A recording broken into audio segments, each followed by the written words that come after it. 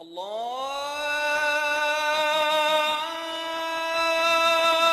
أكبر الله أكبر الله أكبر الله أكبر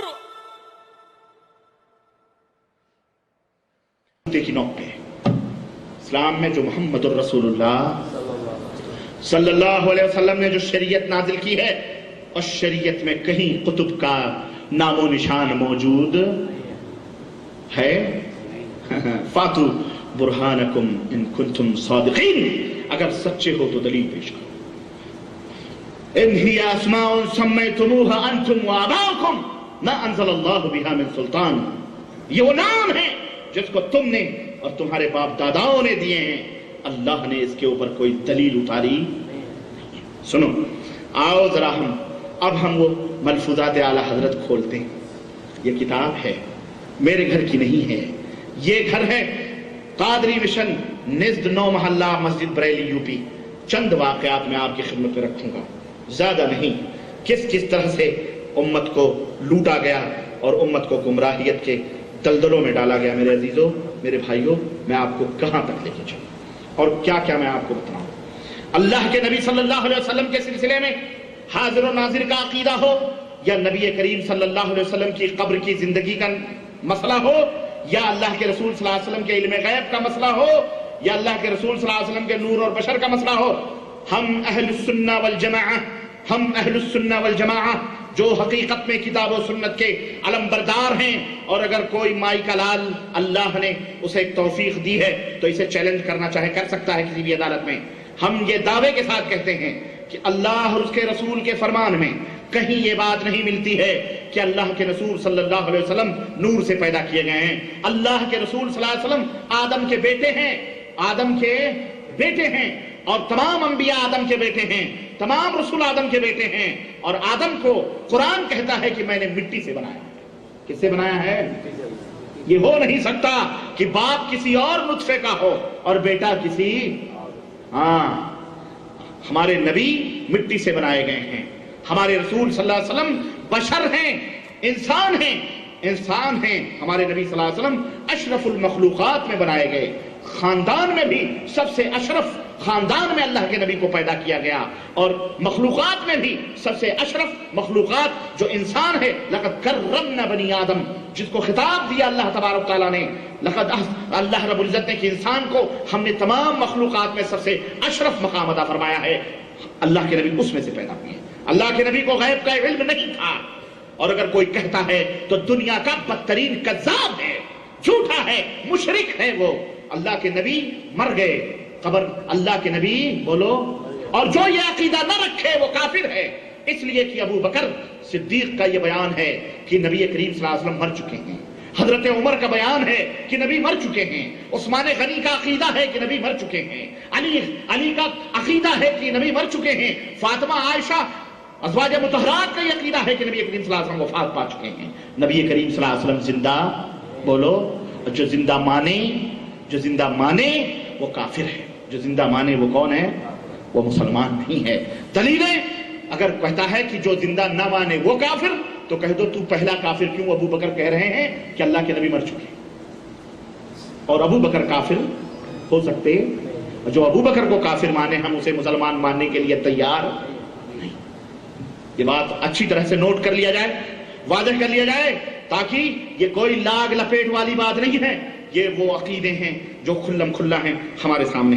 मेरे अजीजों, मेरे भाइयों, आइए हमारे यहाँ जो गूंगी बहरी मलफूजात आला हजरत के हवाले से मैं चंद अकायद का आपकी खिदमत में जिक्र करूं, और एक बात और बताऊं। बाज गुमराह मौलवी सऊदी अरबिया में भी बैठे हुए नेशनलिटी याफ्ता लोग हैं, लेकिन दिल जहन्नम है। दिल क्या है उनका? अपने आप को सऊदी नेशनलिटी कहते हैं, हमारे मुल्कों के हैं, बर्रे सगीर ही के हैं, लेकिन दिल जहन्नम है। दिल में कुफ्र और निफाक छुपाकर इधर उधर گندگیوں کے جراثیم بانٹتے ہیں، اور جب ہم بدعقیدگیوں کا اظہار کرتے ہیں، کہتے ہیں دیکھو تمہاری کتابوں میں یہ گندگیاں بدعقیدگیاں ہیں، تو کہتے ہیں یہ کرامتیں ہیں۔ یہ کیا ہیں؟ یہ تو قصے ہیں، یہ عقیدہ تھوڑی ہوتے ہیں۔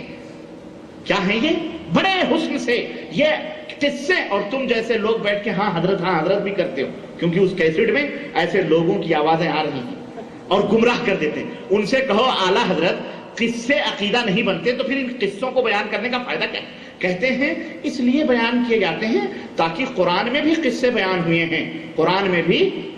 تو حضرت جی نے اپنی فضائلوں میں جو قصے بیان کیے ہیں اسی لیے بیان کیے ہیں کہ قرآن میں بھی قصے بیان کیے ہیں، تو قصے بیان کرنے سے لوگوں کا دل راغب ہوتا اللہ کی طرف۔ تو ان سے کہو تو جب قرآن نے بیان کیا، ان کا جواب دو کہ جب قرآن میں اللہ نے قصے بیان کیے ہیں تو حضرت جی آپ وہ قصے کیوں نہیں بیان کرتے؟ آپ اپنے من سے گڑھ کر کے یہ گندی کہانیاں کیوں لکھتے ہو؟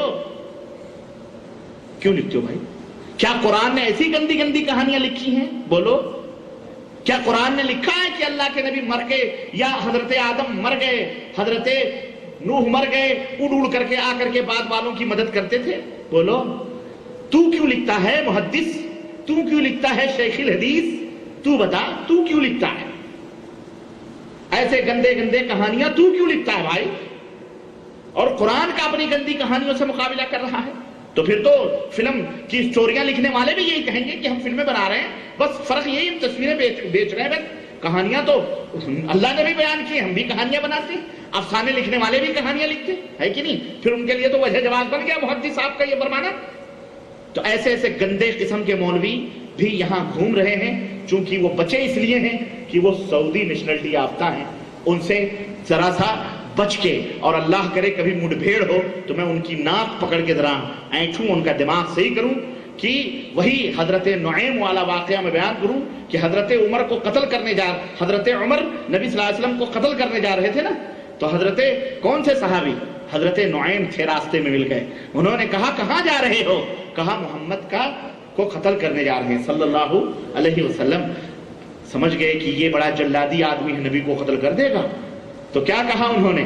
کہا تم محمد کو قتل کرنے جا رہے ہو، تم نے اپنے گھر کی خبر لی ہے؟ کہا کیا ہوا؟ کہا تمہارے گھر میں تمہارے بہن اور بہنوئی مسلمان ہو چکے، تمہارے بہن اور بہنوئی بولو مسلمان ہو چکے ہیں۔ یہ عمر مارے غصے کے پھر گئے نا، اللہ کو ہدایت دینا تھی اس لیے پھر گئے، ورنہ آج کل کا یہ اسی مکے کا واقعہ ہے۔ کہاں کا واقعہ ہے یہ؟ اور اسی مکے کے اندر یہ بیٹھا ہوا خناس ہے جو اس طرح کی گندی باتیں کرتا ہے۔ اس کی کیسٹیں میں نے ایک دو سنی ہیں، میرے پاس آتی ہیں، آپ جیسے لوگ دے دیتے ہیں کہ رفاعی صاحب اس کا جواب دو، میں اس کا جواب کیا دوں؟ چاہیے کہتا ہے کرامتیں عقیدہ نہیں ہو سکتی ہیں، اور اسی کیسٹ میں میں اور تمہیں بھی بتاؤں، مسلمانوں تمہیں بھی بتاؤں کہ اس مولوی سے کہو کہ تیری بہن اور تیرے بہنوئی مسلمان ہو چکے ہیں مکے میں۔ نہیں سمجھ آئی؟ ہاں نہیں سمجھ آئی؟ میری بہن ام حمزہ مکے کے اندر سعودی نیشنلٹی، اسی مولوی کی عبد الحفیظ مکی نام ہے اس کا۔ کیا نام ہے اس کا؟ سنو، عبد الحفیظ مکی، اس کی بہن ہے، سگی بہن ہے، اس کی سگی بہن، اور سفیان بھائی سگے بہنوئی ہیں، یہ دونوں مسلمان ہو چکے ہیں۔ یہ دونوں کیا ہو چکے ہیں؟ مسلمان ہو چکے ہیں۔ یہ جب بات کرے تو اس سے کہو تو دنیا کے گمراہ کرتا پھر رہا ہے، اور تیرے گھر میں تیری بہن تیرے بہنوئی مسلمان ہو چکے ہیں، تو ربانی کو سدھارنے کی بات کر رہا ہے۔ اللہ نے تیرے گھر میں چراغ جلا دیے ہیں، تو انہیں تو سدھار لے پہلے۔ اور وہ میری بہن وہی عبد الحفیظ کی بہن میری بہن، کیونکہ ہماری اسلامی بہن ہے کہ نہیں ہے؟ وہ مس فلے میں اس کی دکان ہے، آپ کو میں ایڈریس بھی بتاؤں، جاؤ دیکھو، داڑھی بیچارے پاکستان کے ملتان سرحد کے ہیں لوگ، ہاں بالکل انڈین ایمبیسی جو نہیں ہے دواخانہ مکے میں، اس کے جسٹ سامنے کپڑے کی دکان ہے، اس پہ لکھا مؤسسۃ ام حمزہ، ام حمزہ کی دکان۔ وہ صحیح راہوں پہ آ چکی ہے، ان کے ناکوں میں اس نے دم کیا ہوا ہے۔ کیا کہتی ہے؟ بلاؤں ربانی کو، مناظرہ کرو، بھاگتا ہے، بلکتا ہے، ادھر ادھر جا کے ڈبلی چندے کرتا، مانگتا ہے بیچارہ۔ سعودی نیشنلٹی کیا کہنے کا مسئلہ یہی، کہنے کا مطلب یہ کہ انشاءاللہ زندگی رہی تو کبھی ملاقات ہو جائے گی، اسی گھر میں ہوگی، اس کی ماں بھی۔ یہ بھی بتاؤں 4 مہینے پہلے میرے پاس گفٹ آئے ہدیے کپڑے کی، ام حمزہ کی والدہ، انہوں نے فجر کے بعد ٹیلی فون کیا، ربانی صاحب خیریت سے؟ میں نے جی آپ کے لیے میں ہدیہ بھیجی ہوں، ملا؟ میں نے کہا کہ شاید میرے پاس اطلاع آئی ہے کہ کوئی ہدیہ مکے سے آیا ہے۔ بولے میں ام حمزہ کی اماں بول رہی ہوں، اللہ نے مجھے بھی ہدایت دے دی اور میں بھی اہل حدیث ہو گئی۔ اللہ تعالیٰ، گھر میں تبدیلیاں آ رہی ہیں اور یہ باہر پھنکتا پھر رہا ہے زکریا صاحب کے نام لے کر کے، حضرت نے ان کی وکالتیں کر رہا ہے۔ زکریا صاحب جو مر گئے فضائل اعمال لکھنے والے، ان کی وکالتیں کر رہا ہے۔ اللہ تعالیٰ اسے بھی ہدایت عطا فرمائے، بولو آمین۔ اللہ جیسے عمر کو ہدایت دیا، پہلے بہن بہنوئی مسلمان ہوئے، اللہ اس کو بھی سالے کو بھی کیا کرے؟ ہمارے سفیان بھائی کا سالے ہی تو ہوا نا، تو ہمارا بھی ہوا نا، اللہ اسے بھی ہدایت بولو عطا فرمائے۔ خیر، کہنے کا مطلب یہ ہے کہ ایسے چنافی یہ سب وہیں سے آئے ہوئے لوگ ہیں جو آ کر کے یہاں کی فضاؤں کو بھی گندا کر رہے ہیں۔ الغرض میرے عزیزو، آؤ یہ دیکھو اعلیٰ حضرت کا ایک واقعہ ملفوظات میں بیان کروں کہ اعلیٰ حضرت کیا فرماتے ہیں۔ ملفوظات اعلیٰ حضرت ملفوظات اعلیٰ حضرت اور صفحہ نمبر 108۔ کسی نے اعلیٰ حضرت سے پوچھا کہ حضرت یہ بتائیں، بلکہ اس سے آگے بھی ہم چلتے ہیں، مرید کو بعد وفات شیخ قبر پر کس طرح ادب کرنا چاہیے؟ مرید کو مرنے کے بعد شیخ کی قبر پر کس طرح ادب کرنا چاہیے؟ کہتے ہیں کہ 4 ہاتھ کے فاصلے پر کھڑا ہو۔ کتنے ہاتھ کے؟ ملفوظات حصہ اول صفحہ نمبر 97۔ فاتحہ پڑھے اور اس کی زندگی میں جیسا ادب کرتا تھا سامنے سے حاضر ہو، بالی سے حاضر ہونے میں مڑ کر دیکھنا پڑتا ہے، سرہانے سے نہ حاضر ہو، بلکہ کہاں سے حاضر ہو؟ پیتانے سے، کیونکہ سرہانے سے حاضر ہوگا تو مڑ کے دیکھنا پڑتا ہے۔ نہیں سمجھ آئی؟ ہاں، نومن مٹی کے نیچے اس کو کیا کرنا پڑتا ہے؟ اعلیٰ حضرت سے پوچھو، جو بندہ نومن مٹی کے نیچے پڑھ کے دیکھ سکتا ہے سامنے سے آتے ہوئے بندے کو، وہ پیچھے نہیں دیکھ سکتا۔ یہ نومن مٹی اسے دیوار نہیں بن پاتی، یہ تھوڑا سا ایک پیچھے سے آنا یہ دیوار بن جاتا ہے۔ عجیب عقل ہے، دیکھیں ذرا، کیونکہ کہتے ہیں سامنے سے آئے، سامنے سے دیکھتا ہے، پیچھے سے آئے گا سرہانے کی طرف سے تو مڑ کے دیکھنا پڑتا، مڑ کے کیا عقل ہے، دیکھیں یہ فلسفہ ہے بھائی۔ سنیے، اس سلسلے میں کہتے ہیں کہ ایک بزرگ کا انتقال، اب دلیل بھی چاہیے نا، اس دعوے کے لیے دلیل بھی چاہیے، تو دلیل کیا دیتے ہیں؟ دلیل دیتے ہیں کہ ان کی صاحبزادی روزانہ قبر پر حاضر ہوتی، ایک بزرگ کا انتقال ہوا اور تلاوت کیا کرتی، کچھ مدت گزرنے کے بعد وہ جوش جاتا رہا، ایک روز حاضر نہ ہوئی تو رات کو خواب میں تشریف لائے، فرمایا ایسا نہ کرو، آؤ اور میرے سامنے کھڑی رہا کرو، یہاں تک کہ تمہیں جی بھر کے میں دیکھ لیا کروں، پھر میرے لیے دعائے رحمت کرو اور پھر چلی جاؤ، رحمت آ کر مجھ میں اور تم میں حجاب ہو جائے گی۔ تو یہ دلیل ہے اس بات کی، میرے سامنے آیا کرو اور کھڑی رہا کرو تاکہ میں تمہیں جی بھر کے دیکھ لیا کروں۔ تو نومن مٹی کے نیچے بھی بابا بزرگ جو ہیں بیٹھ کر کے کیا کرتے ہیں؟ وہ دیکھتے ہیں بیٹی کو، بیوی کو بھی لانا چاہیے۔ ہاں، ان سے تو اور قربت ہوگی نا، کل کو کہیں گے کھود کے اندر ہی ڈھکیل دو، یا روزانہ پاسنگ بنا دو، بھائی آیا کریں جایا کریں، جب اندر پورا دیکھ رہے ہیں تو پھر آنے جانے میں کیا مذائقہ ہے؟ بیٹی کو باہر سے دیکھ رہے ہیں، بیوی کو اندر سے دیکھ لیں۔ استغفر اللہ۔ کہتے ہیں ایک بیوی نے مرنے کے بعد خواب میں اپنے لڑکے سے فرمایا، میرا کفن ایسا خراب ہے کہ مجھے اپنے ساتھیوں میں جاتے ہوئے شرم آتی ہے۔ وہاں بھی پکنک من رہے ہیں، وہاں بھی جناب عالی دعوتیں چل رہی ہیں، برتھ ڈے کے ٹھنکائے جا رہے ہیں۔ بیوی نے کہا مجھے اپنے ساتھیوں میں جاتے ہوئے شرم آتی ہے۔ اللہ سے ذرا، اللہ کے لیے مسلمانوں، ہنسنے کی بات نہیں ہے، ذرا سوچو، یہ آخرت کا مذاق نہیں ہے تو کیا ہے؟ اگر بندہ جنتی ہے تو ہمارے نبی نے فرمایا ہے کہ جنت کی کھڑکی کھول دی جاتی ہے کہ نہیں؟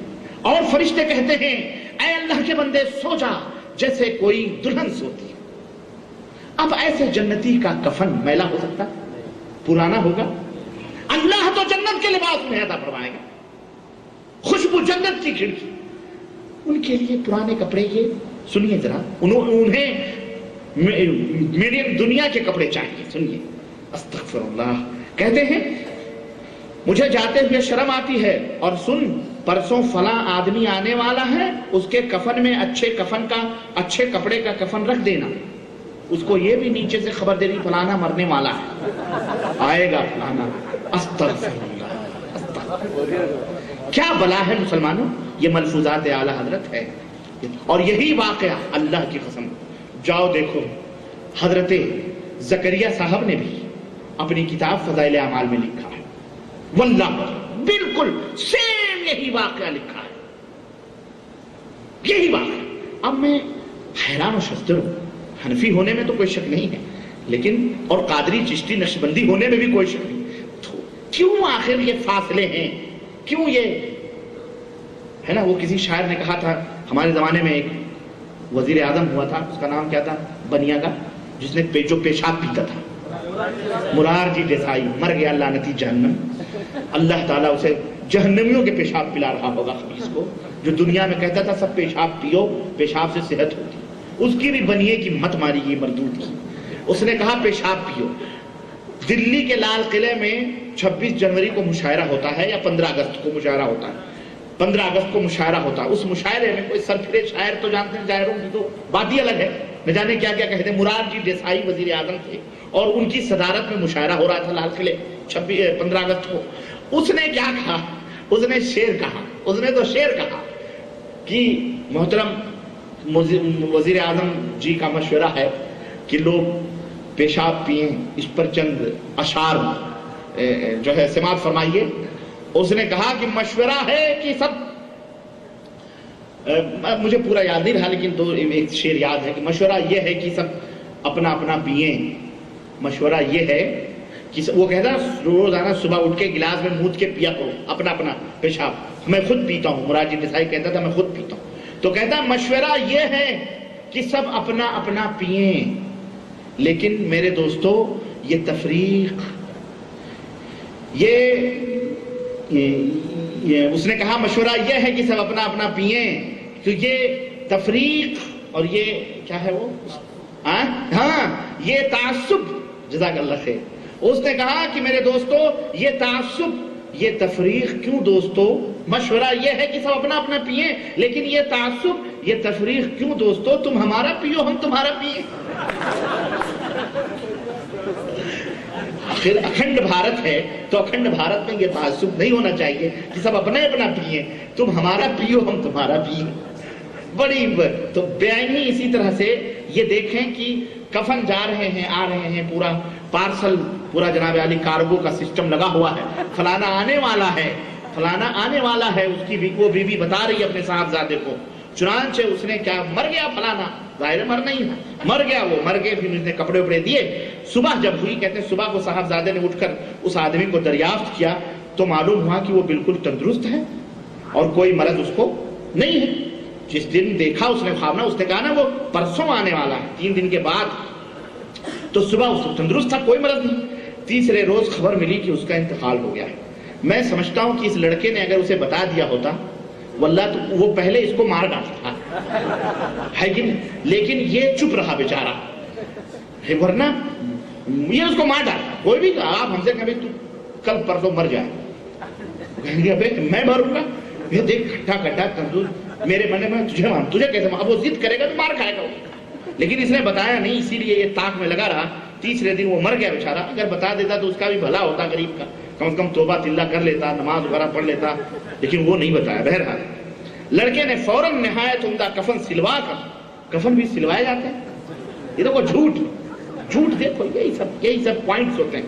اللہ کے نبی نے سلوائے، کفن سلوائے، سنو نہیں، دیکھو عمدہ کفن سلوا کر اس کے کفن میں رکھ دیا اور کہا کہ یہ میری ماں کو پہنچا دینا۔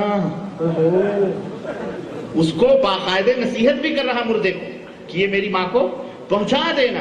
رات کو وہ صالحہ خواب میں آئیں وہ نیک بیوی جنہوں نے انفارمیشن دیا تھا نیچے انڈر گراؤنڈ سے، تشریف لائی اور بیٹے سے کہا بیٹا اللہ تجھے جزائے خیر دے، تم نے بہت اچھا کفن بھیجا ہے، بہت اچھا کفن بھیجا، میرا خیال اسے جنت کا کپڑا نصیب نہیں ہوا رہا ہوگا، اس لیے یہ دنیا کے چکروں میں پڑی رہی، دنیا ہی میں گھومتی رہی۔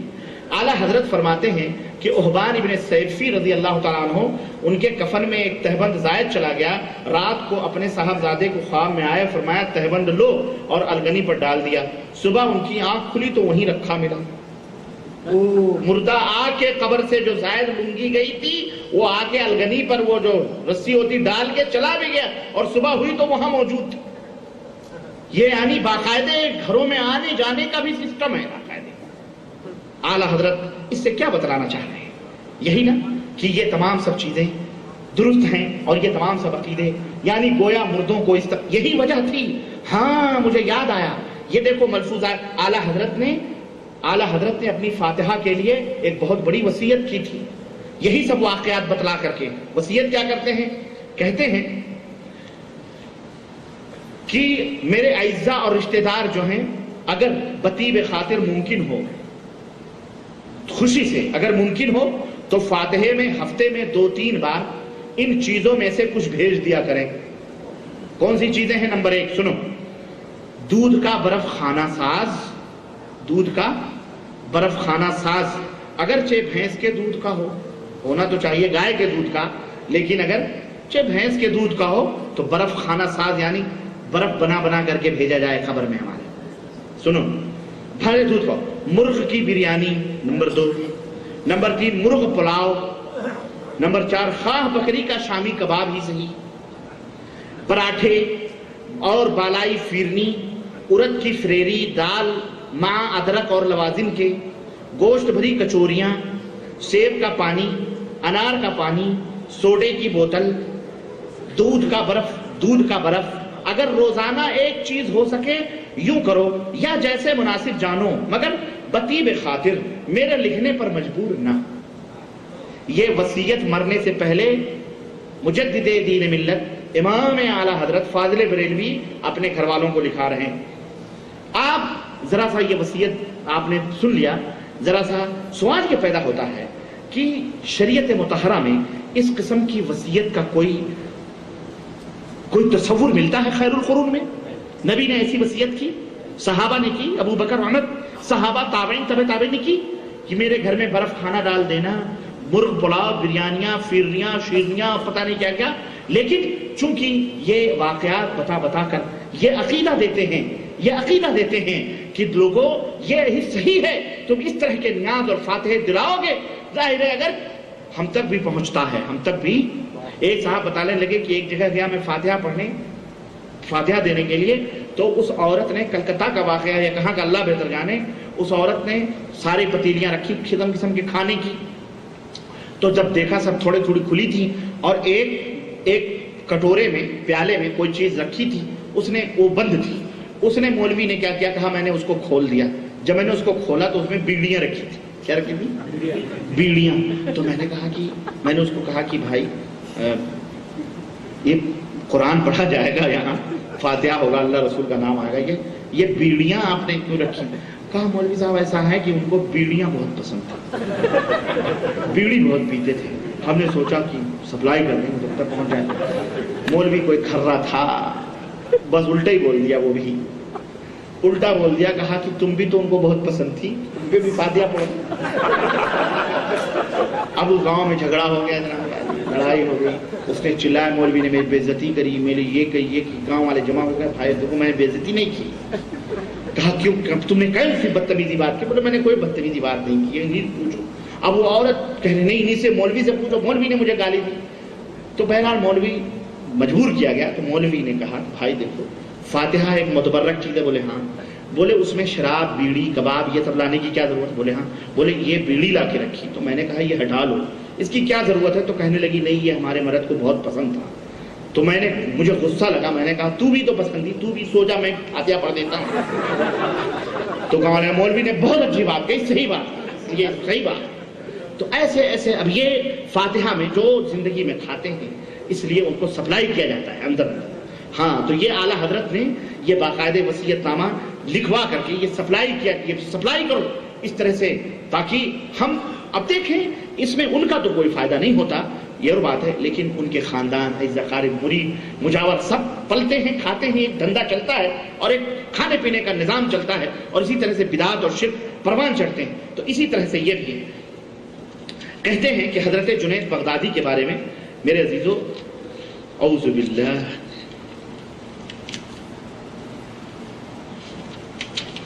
کہتے ہیں کہ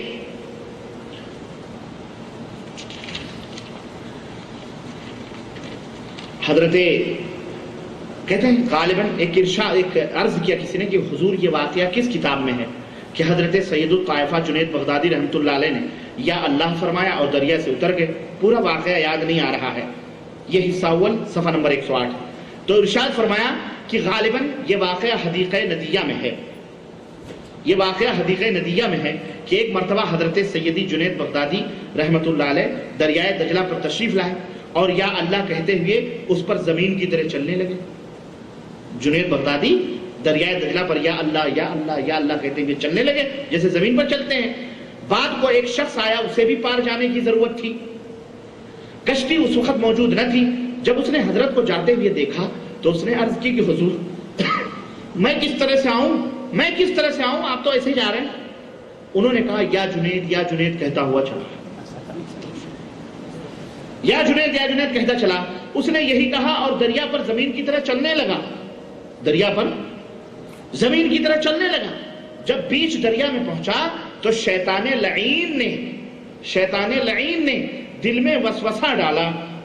دل میں وسوسہ کیا ڈالا کہ لوگ تو یا اللہ، حضرت تو خود یا اللہ کہیں اور مجھ سے یا جنید کہلوائیں، حضرت تو خود یا اللہ کہیں اور مجھ سے یا جنید کہلواتے ہیں، میں بھی یا اللہ کیوں نہ کہوں۔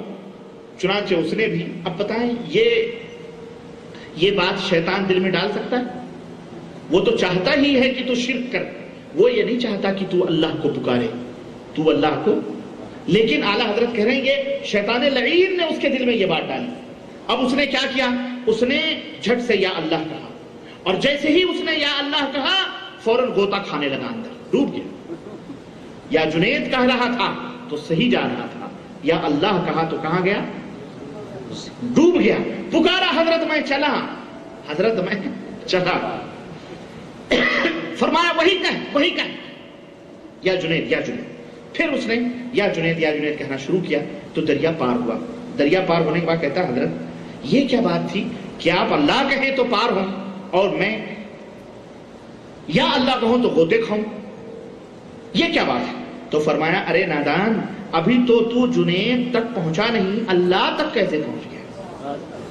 استغفر اللہ۔ مجھے بتاؤ مسلمانوں، یہ اہل سنت والجماعت کا عقیدہ ہے؟ میں ایک سنو، اور اسی کے اوپر کسی نے ان سے پوچھا، سنو، کہتے ہیں دو صحابہ اولیاء کرام تھے، ایک دریا کے اس کنارے رہتے تھے اور دوسرے دریا کے اس کنارے رہتے تھے، اور یہ واقعہ بھی فضائل اعمال میں موجود ہے، زکریا صاحب نے بھی اس کو لکھا ہے، سنیے۔ ان میں سے ایک صاحب نے اپنے یہاں کھیر پکوائی اور خادم سے کہا کہ تھوڑی ہمارے دوست کو بھی دے آؤ۔ خادم نے کہا کہ حضور راستے میں تو دریا پڑتا ہے، کیسے میں پار ہوں گا؟ کشتی وغیرہ تو ہے نہیں، نہ کوئی سامان ہے، تو میں کیسے اس پار جا کر کے آپ کے دوست کو دے کے آؤں گا؟ انہوں نے کہا کہ جا کے دریا کو کہنا کہ میں اس کے پاس سے آیا ہوں جو آج تک اپنی عورت کے پاس گیا ہی نہیں۔ خادم حیران تھا، یہ کیا معمہ ہے؟ اس واسطے کی حضرت تو ماشاءاللہ درجنوں اولاد تھے حضرت کے، یہ کیا معمہ ہے؟ وہ بیچارہ وہ بھی گھبرا گیا ہوگا، میں تو سمجھتا ہوں کہ یہ سب میرے سر تو آنے والا نہیں ہے سارا بھائی، یہ اولاد پھر کس کی ہے بھائی؟ کہ وہ بابا کبھی باپ ماں کے پاس گیا ہی نہیں، بیوی کے پاس ہم کو یہ کہہ رہا ہے۔ المہم سنیے، کہتے ہیں یہ بڑوں کی باتیں ہماری سمجھ میں نہیں آتی۔ حضرت تو صاحب بہرحال تعمیل حکم ضروری تھی، دریا پہ گیا اور وہ پیغام جو حضرت نے دیا تھا اس نے بتلا دیا، اور فوراً راستہ دریا نے دے دیا، دریا خشک ہو گیا بھائی، اور اس کے اوپر جیسے پانی پہ زمین پہ جاتا ہے ایسے چلا گیا۔ جب اس پار پہنچا اس بزرگ کی خدمت میں کھیر پیش کی، انہوں نے خوب کھیر کھائی، دبا لی پوری، اور فرمایا ہمارا سلام اپنے آقا سے کہہ دینا، ہمارا سلام اپنے آقا سے کہہ دینا۔ خادم نے کہا کہ سلام تو جبھی کہوں گا جب دریا سے پار جاؤں گا، بیچ میں تو دریا ہے، کیسے جاؤں گا میں؟ فرمایا دریا پہ جا کے کہہ دے میں اس کے پاس سے آ رہا ہوں جس نے 30 برس سے آج تک کچھ کھایا نہ پیا، نہ کھایا نہ پیا۔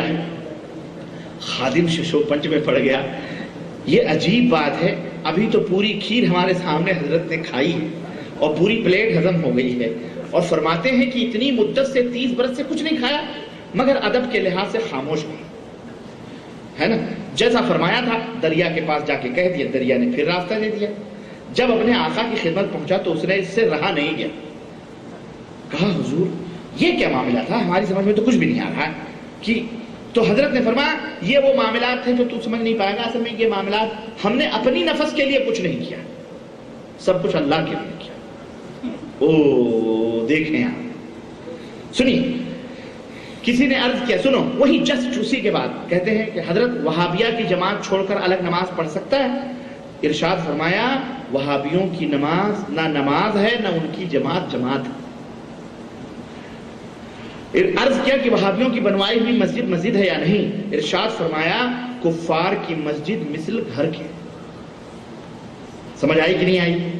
جو ان کے عقیدے پہ رہے وہ یہ سب، اور جو اچھا میں اپنی بات ختم کرنا چاہ رہا ہوں کیونکہ باتیں تو بہت ہیں، لیکن یہ ہے امام احمد رضا اور تصوف، مولانا محمد مبارک پور اعظم گڑھ کی چھپی ہوئی، مولانا محمد مصباحی صاحب اس کتاب کے لکھنے والے۔ ایک واقعہ میں سنا کر میں آپ سے انصاف چاہتا ہوں کہ ذرا دیکھو یہ حضرت کیا فرما رہے ہیں۔ یہ کتاب چھپی ہوئی ہے المجمع الاسلامی مبارک پور اعظم گڑھ یوپی کی، صفحہ نمبر 98۔ کہتے ہیں کہ ایک واقعہ بنارس میں پیش آیا، جبکہ جس کے راوی اعلیٰ حضرت کے خادم خاص حاجی کفایت اللہ ہیں، فرماتے ہیں کہ ذرا غور سے سننا کہ اعلیٰ حضرت بنارس تشریف لے گئے۔ ایک دن دوپہر کو ایک جگہ دعوت تھی، میں ہمراہ تھا، واپسی میں تانگے والے سے فرمایا کہ فلاں طرف مندر کے سامنے سے ہوتے ہوئے چل، فلاں طرف مندر کے سامنے سے ہوتے ہوئے چل۔ مجھے حیرت ہوئی کہ اعلیٰ حضرت بنارس کب تشریف لائے، تو پہلی دفعہ آ رہے بھائی، کب تشریف لائے اور کیسے یہاں کی گلیوں سے واقف ہیں، اور پھر مندر کا نام انہوں نے کب سنا کہ فلاں مندر فلاں گلی بتا رہے ہیں وہاں سے ہوتے ہوئے چل۔ اسی حیرت میں تھا کہ تانگا مندر کے سامنے جا کر پہنچا تو دیکھا کہ ایک سادھو مندر سے نکلا اور تانگے کی طرف دوڑا۔ آپ نے تانگا رکوایا، اعلیٰ حضرت کو اس نے سلام کیا ادب سے، اور کان میں کچھ باتیں ہوئی جو میری سمجھ سے باہر تھی۔ اعلیٰ حضرت کے کان میں اس سادھو نے کچھ باتیں کہی، کہتے ہیں وہ میری سمجھ سے باہر تھی۔ پھر وہ سادھو مندر میں چلا گیا، ادھر تانگا بھی چل پڑا۔ تب میں نے عرض کی کہ حضور یہ کون تھے، یہ کون تھا، یہ پجاری کون تھا؟ فرمایا یہ ابدال وقت ہے۔ کون تھے یہ؟ ابدال ہیں، ابدال، قطب ابدال ہو، یہ ابدال وقت ہے۔ ابدال مندر میں بیٹھ کر کیا کر رہا ہے؟ یہ سب تیری لیلا ہے۔ نصرت فتح علی یاد آ رہے ہیں، واللہ بتلا رہا، شنکر کی بانسری بھی وہی، حرم کی اذان بھی وہی، مندر کے اندر جو سب وہی ہے نا، یہی تو ہے نا۔ میں نے کہا، کہتے ہیں میں نے کہا کہ حضرت یہ ابدال وقت ہے اور مندر میں؟ فرمایا آم کھائیے پتے نہ گنیے، آم کھائیے پتے۔ میرے بھائیوں، میں زیادہ نہیں کچھ کہنا چاہتا، آپ کا وقت میں زیادہ نہیں لینا چاہتا۔ میرا خیال ہے کہ ایک عقل مندوں کے لیے اشارہ کافی ہے۔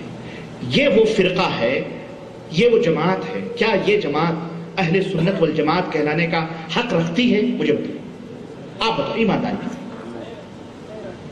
یا اسے مسلمان کہنے کا حق ہے کہلانے کا؟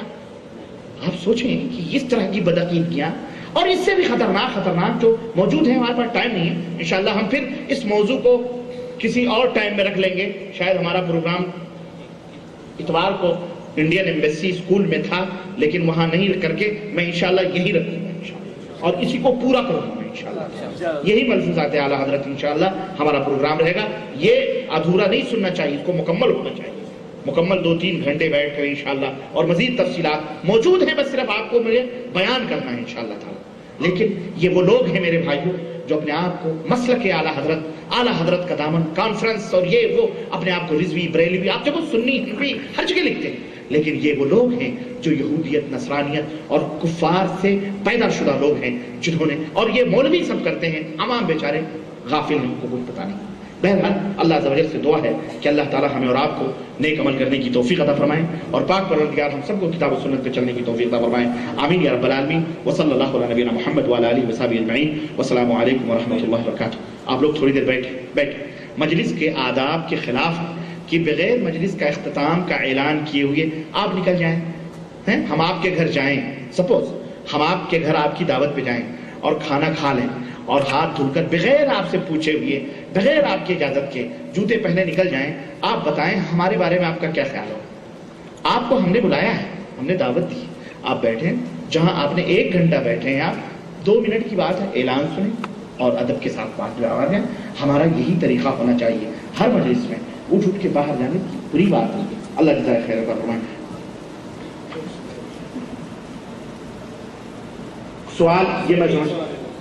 सवाल मैं समझता हूँ कि अक्सर लोग कुरान शरीफ को वरक़ पलटाने के अपना लबो जहन उंगली पर लगाकर वरक़ पलटाना, ये फेल, कोई हर्ज नहीं है, लुआब तो पाक ही है, इसलिए बेचारे पलटाते हैं ताकि वरक़ आसानी के साथ खुल जाए, वरना ऐसी कोई बात नहीं। बाकी ऐलानात आप सुन लें। हज़रात, अभी तक आप मलफूज़ात आला हज़रत पर फज़ीलत शेख से, मेरा रब्बानी हफ़िज़ुल्लाह से चंद बातें उन्हीं की किताबों से और उन्हीं के मसलक और मज़हब से, उन्हीं के जो है प्रेस से छपी हुई किताबों से आप समाअत फरमा रहे थे। और इंशाअल्लाह रहमान, जैसा कि शेख ने बताया है, इंडियन एम्बेसी स्कूल का प्रोग्राम इसलिए कैंसिल हुआ है कि वहाँ तो इख्तिबारात हैं और बच्चों की छुट्टियाँ हो रही, इसलिए हमको मालूम नहीं था पहले टाइम, लिहाजा उसको यहीं पर किया जाएगा इंशाअल्लाह रहमान। और कल का जो ये 2 प्रोग्राम जो इस हफ्ते के बहुत अहम हैं, बदनाम मुस्लिह, ये दरइया के मकतब जालियात के अंदर होगा मंगल के दिन इंशाअल्लाह रहमान। और आने वाले जुमेरात को जो बिन्ते हव्वा की पुकार पर मदरसा अफरा बिन्त उबैद अंसारिया में होने वाला था, किसी वजह से वहाँ ना हो सका है, बल्कि इस प्रोग्राम को हमने लोगों के जो है तजम्मु के एतबार से, इकट्ठा होने के एतबार से हमने इसको जो है मुंतकिल कर दिया है हारा के अंदर जो है, और मस्जिद का नाम है जामे अल-गामिदी हारा, नज़द गोल्ड मार्केट, सिंगल वाली गली के। आप लोग जा चुके हैं वहाँ पर, जहाँ गोल्ड की 4-5 दुकानें हैं हारे के अंदर, बिल्कुल वहीं पर। और ये समझिए कि मताम महबूब वगैरह जो है जिस लाइन में है, उसके बिल्कुल अपोजिट में जो है गली है अंदर, जो सिग्नल आता है, सिग्नल वाली मस्जिद के करीब वही है। वहाँ पर इंशाअल्लाह जुमेरात को जो है ये प्रोग्राम होगा, बिन्ते हव्वा की पुकार। बिन्ते हव्वा समझ रहे हैं ना? हाँ, अरे हमारी माँ और बहनें ये सब बिन्ते हव्वा में आई हैं, तो इनकी पुकार क्या है, इनकी सदा क्या है, इनकी निदा क्या है, ये चाहती क्या है, ये इंशाअल्लाह तफसील बताया जाएगा।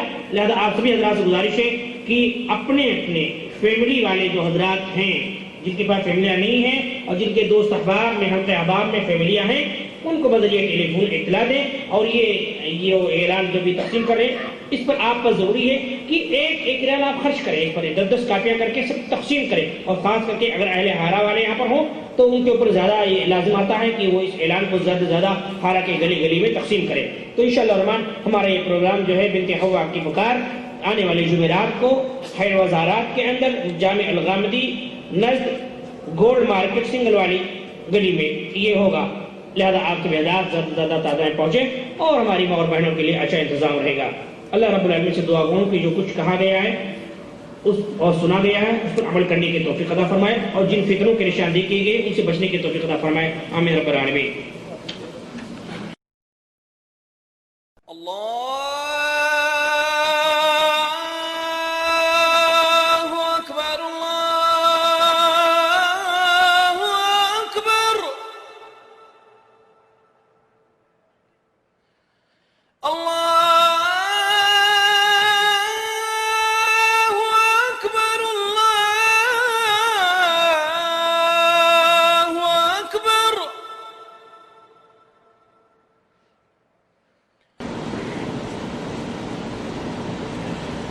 السلام عليكم ورحمة الله وبركاته.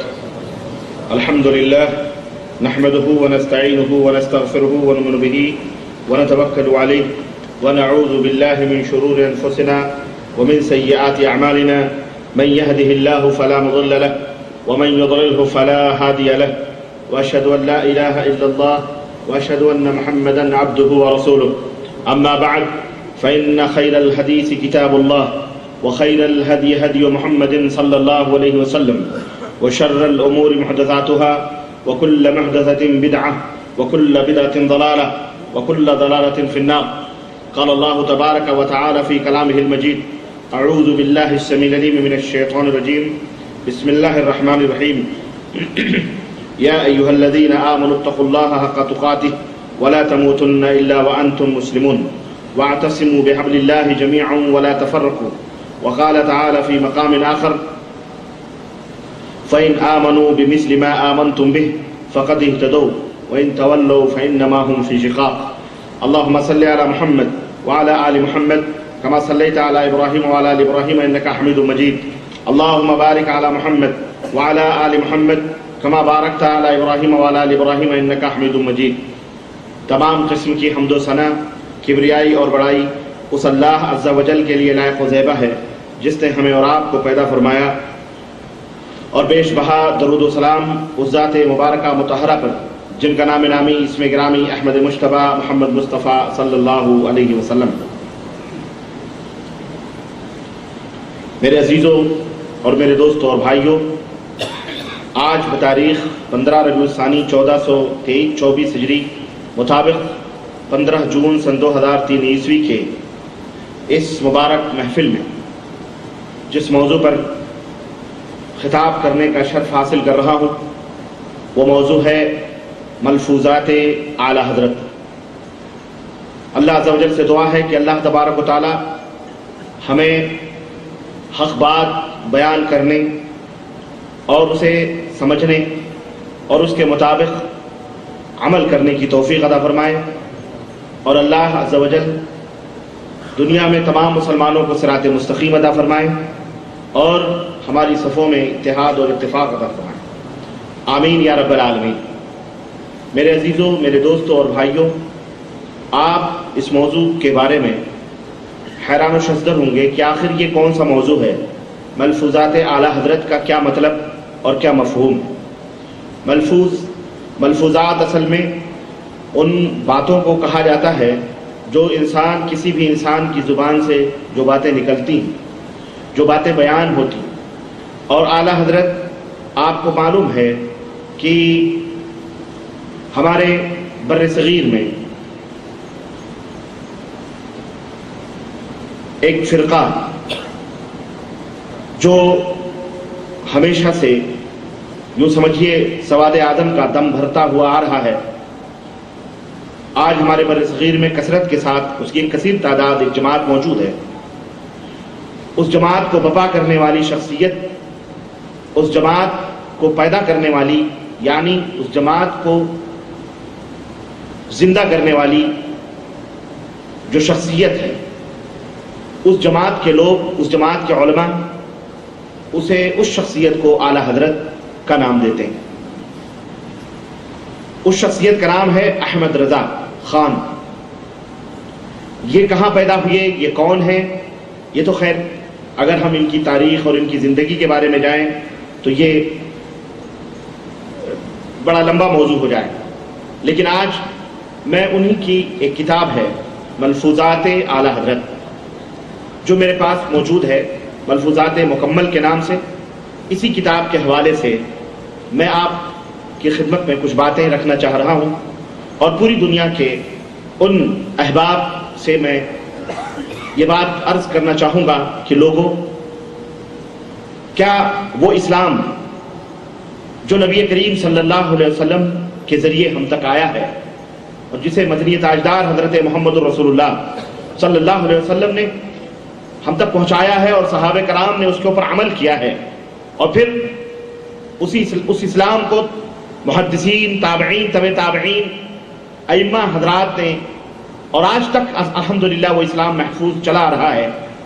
کیا یہ باتیں یہ ان کے ملفوظات، یہ ان کی تحریریں، کیا ان کے یہ ایمان، کیا ان کے یہ عقیدے واقعتاً اسلام کے مطابق ہیں یا نہیں، تاکہ اچھی طرح سے ہم قبل اس کے کہ مرنے کے بعد جو آگ ہمارا انتظار کر رہی ہے ہم اس آگ میں جائیں، اس سے پہلے کہ ہم اللہ رب العزت کے سامنے اپنی تمام اعمال، اپنے ایمان اور عقیدے کے جواب دہ ہوں، ہم اسی دنیا کے اندر آنکھ بند ہونے سے پہلے اپنے اپنے گریبانوں میں منہ ڈال کر کے سوچ کر ہم اپنی اصلاح کریں۔ تعصب یہ انسان کو اندھا بنا دیتی ہے، اور تعصب ایک ایسی بلا ہے جس نے بڑے بڑے عقل مندوں کو بھی راہ ہدایت سے دور رکھا ہے۔ اس لیے اسلام کے اندر نبی کریم صلی اللہ علیہ وسلم نے فرمایا کہ جو تعصب کرتا ہے میں اس سے بری ہوں۔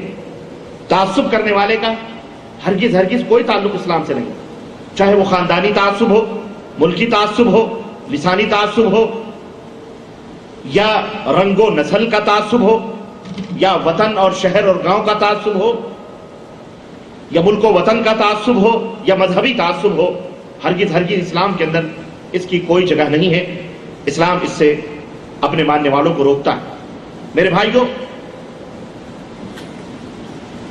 آپ کو معلوم ہونا چاہیے کہ حنفی مذہب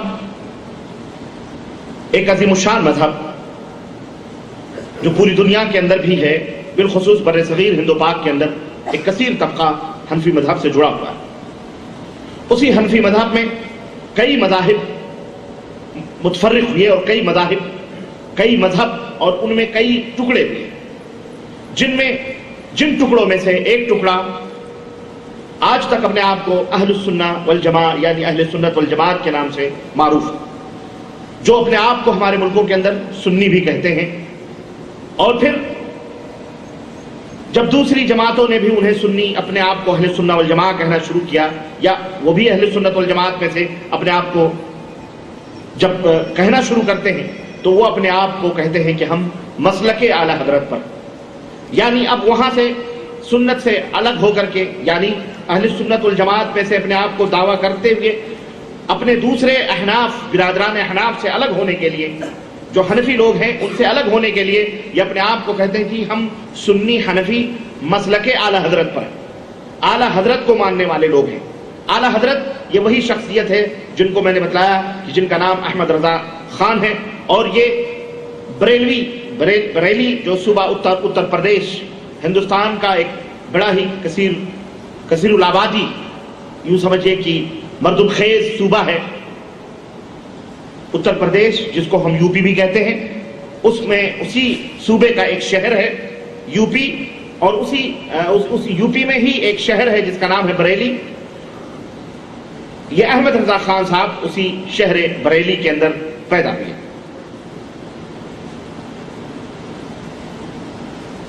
جن کی طرف آج یہ اپنے آپ کو بریلوی بھی کہتے ہیں منسوب ہو کر کے، احمد رضا خان بریلوی، اور اسی وجہ سے ان کے مسلک پر چلنے والے اپنے آپ کو بریلوی بھی کہتے ہیں۔ احناف کے ایک گروپ کو بریلوی بھی کہا جاتا ہے، انہی میں سے ایک گروپ دیوبندی بھی ہے، اسی میں سے ایک گروپ ہمارے ہندوستان پاکستان میں توحیدی بھی ہیں، اور بھی مختلف اس کے گروپ ہیں جو احناف کے ہمارے ہندوستان میں پائے جاتے ہیں۔ اس فرقہ بریلویت کے جو مؤسس اور بانی ہیں، اس کے جو فاؤنڈر ہیں، یہ جیسا کہ میں نے بتایا کہ اس دور کے علمی گھرانے میں پیدا ہوئے۔ ان کے والد کا نام نقی علی تھا اور دادا کا نام رضا علی تھا، جن کا شمار احناف کے مشہور علماء میں سے ہوتا ہے۔ ان کی پیدائش احمد رضا خان صاحب، جن کو اعلی حضرت کہا جاتا ہے اور جن کا تذکرہ یا جن کی باتیں سننے کے لیے آپ یہاں حاضر ہوئے ہیں، ان کی پیدائش 14 جون، اور آج کون سا جون ہے؟ 15 جون۔ اللہ اکبر! یہ عجیب و غریب، یوں سمجھیے کہ اتفاقی طور پر یہ عجیب و غریب یعنی مسئلہ آ رہا ہے کہ 15 جون کو ملفوظات اعلی حضرت آپ سن رہے ہیں، گویا ان کے پیدا ہونے کے بعد ہی تو ان کی زبانیں چلیں گی، تو ایک دن پیدائش کا رکھ لیں، اور یہ سمجھیے 15 جون کو آپ ان کی 15 جون سن 1865 کے اندر ان کی پیدائش ہوئی۔ ان کا نام ویسے محمد رکھا گیا، والدہ نے ان کا نام امن میاں رکھا، اور والد نے ان کا نام احمد میاں رکھا، اور دادا نے ان کا نام احمد رضا رکھا. لیکن جب احمد رضا ان ناموں میں سے کسی پر بھی مطمئن نہیں ہوئے تو انہوں نے اپنا نام عبد المصطفیٰ رکھا. نہ انہوں نے احمد پسند کیا، نہ محمد پسند کیا، نہ امن میاں، بلکہ نہ دادا کا نام احمد رضا، بلکہ انہوں نے اپنا نام کیا رکھا؟ عبد المصطفیٰ. اور خط و کتابت میں اسی نام کا وہ استعمال کرتے رہے. اور ان کا رنگ نہایت ہی سیاہ تھا، کالا تھا. ان کے مخالفین اکثر ان کے چہروں کی سیاہی کا تانا دیا کرتے تھے. اور ان کے خلاف لکھی جانے والی ایک کتاب کا نام ہی انہی کے اس پر ہے کہ الطین اللازب علی الاسود الکاذب، یعنی کالے جھوٹے کے چہرے پر چپک جانے والی مٹی. اور اس کتاب کو لکھنے والے جناب مرتضی حسن دیوبندی ہیں، حنفی ہیں. انہوں نے ان کے خلاف یہ کتاب لکھی ہے. بہرحال ہمیں اس سے غرض نہیں کہ ان کا رنگ کیا تھا، ان کا وہ کیا تھا. المہم ایک معرفت کے لیے، جانکاری کے لیے ان کی شخصیت کے بارے میں نے ایک خاکہ آپ کی خدمت میں رکھا ہے. ان کا جسم نہایت ہی کمزور تھا اور گردے کی بیماریوں میں اکثر وہ گردے کی بیماریاں ان کو اکثر و بیشتر تھیں. اور دوسری کمزور کرنے والی بیماریاں بھی ان میں بھی وہ ملوث تھے. کمر کی درد کا ان کو شکار، ہمیشہ کمر کی درد کی شکایت رہتی تھی. سر میں درد اور بخار کی شکایت بھی عام طور پر ان کو ہمیشہ رہا کرتی تھی. ان کی دائیں آنکھ میں تھوڑا سا نقص تھا. ان کی جو دائیں آنکھ تھی تھوڑا سا اس کے اندر کیا تھا؟ نقص تھا. اس میں تکلیف رہتی تھی اور وہ برابر اس کے اندر پانی اتر آنے کی وجہ سے ان کی یہ آنکھ بے نور ہو گئی تھی. یعنی اس کے اندر داہنی آنکھ کی روشنی کیا ہو گئی تھی؟ ختم ہو گئی تھی. اور ایک طویل مدت تک اس کا علاج کراتے رہے مگر وہ آنکھ ٹھیک نہیں ہو سکی. اور چنانچہ ایک مرتبہ ان کے سامنے کھانا رکھا گیا. انہوں نے سالن کھا لیا مگر چپاتیوں کو ہاتھ بھی نہیں لگایا. تو ان کی بیوی نے کہا کہ یہ کیا بات ہوئی کہ آپ نے خالی سالن شوربے کھا لیے اور آپ نے چپاتی کو چھوا تک نہیں. تو انہوں نے جواب دیا کہ چپاتی ہے کدھر؟ مجھے تو نظر ہی نہیں آ رہی، مجھے تو نظر ہی نہیں آئی. حالانکہ وہ سالن کے ساتھ ہی چپاتی رکھی ہوئی تھی. بہرحال جناب بریلوی جو تھے اعلیٰ حضرت، جن کا تذکرہ آپ سن رہے ہیں، یہ نسیان کے بھی زیادہ مریض تھے. یعنی کوئی بھی بات ہوتی تھی جلد بھول جایا کرتے تھے. ان کی یادداشت کمزور تھی. ایک دفعہ کا واقعہ ہے کہ انہوں نے اینک کہیں اونچی اینک، بعض لوگوں کی عادت جو اینک پہنتے ہیں چشمے، وہ اکثر و بیشتر کام کرتے کرتے کبھی اینک اٹھا کر کے اپنے پیشانی پہ لگا لیتے ہیں یا سر پہ ٹکا لیتے ہیں. تو ایک دفعہ کام کرتے کرتے انہوں نے ماتھے پر کہیں اینک رکھ لی اور گفتگو کرنے کے بعد پھر وہ تلاش کرتے پھر رہے ہیں کہ یہ اینک کدھر گئی، ہمارا چشمہ کدھر گیا، اس کو ڈھونڈ رہے ہیں. کسی نے کافی دیر پریشان ہو جانے کے بعد میں، ڈھونڈنے کے بعد میں، اچانک جب ان کا ہاتھ ان کی پیشانی پر لگا تو ان کو پتہ چلا کہ اینک تو پیشانی ہی پہ رکھی ہوئی ہے اور میں دوسری جگہ ڈھونڈ رہا ہوں. اور چنانچہ ایک دفعہ وہ طاعون کی بیماری میں بھی مبتلا ہوئے اور خون کی قے بھی ہوتی تھی. اور بہت تیز مزاج کے یہ مالک تھے. بہت جلد غصے میں آ جاتے تھے. زبان کے مسئلے میں بہت ہی غیر محتاط تھے اور ذرا سی ناراضگی پر لان تان کرتے تھے. فحش کلمات کا کثرت کے ساتھ استعمال بھی کرتے تھے اور بسا اوقات تو اس مسئلے میں حد سے تجاوز بھی کر جاتے تھے اور ایسے کلمات کہہ دیتے تھے جو کسی صاحب علم و فضل کی زبان سے ایسے کلمات نکلنا بہرحال یہ مشکل کام ہے. لیکن اعلیٰ حضرت جب غصے میں آتے تھے تو ایسے بھی غیر مہذب کلمات وہ کہتے تھے. میں آپ کو ایک دو چار نمونے بتلاؤں. اصل میں یہ ہمارے جو بریلوی بھائی لوگ یعنی اعلیٰ حضرت کے ماننے والے، مسلک اعلیٰ حضرت کے، ان کی اور دیوبندیوں میں کافی ہمیشہ نوک جھونک چلتی رہتی تھی اور آج بھی چلتی ہے. حالانکہ یہ دونوں ایک امام کے ماننے والے ہیں. امام ابو حنیفہ رحمۃ اللہ علیہ کے مقلد ہیں اور غالی قسم کے مقلد اپنے آپ کو کہتے ہیں. اور دیوبند اور بریلی یہ دونوں آپس میں اس قدر لڑتے ہیں کہ اللہ اکبر. اور ہم کہتے ہیں تم لڑتے رہو. لڑتے کیوں ہو بھائی؟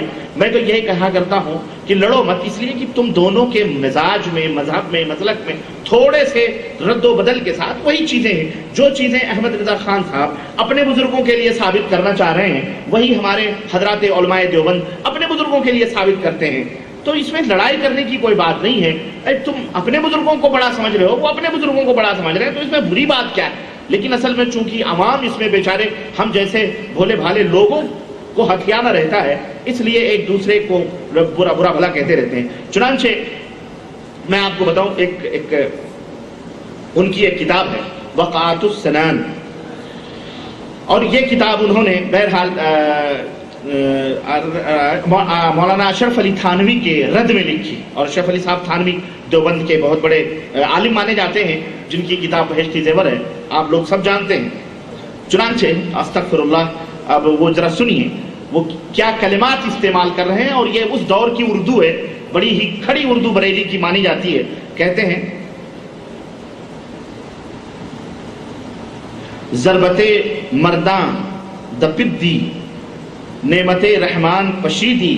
تھانوی صاحب اس 10ویں کہاوی پر اعتراضات میں ہمارے اگلے 3 پر پھر نظر ڈالیے۔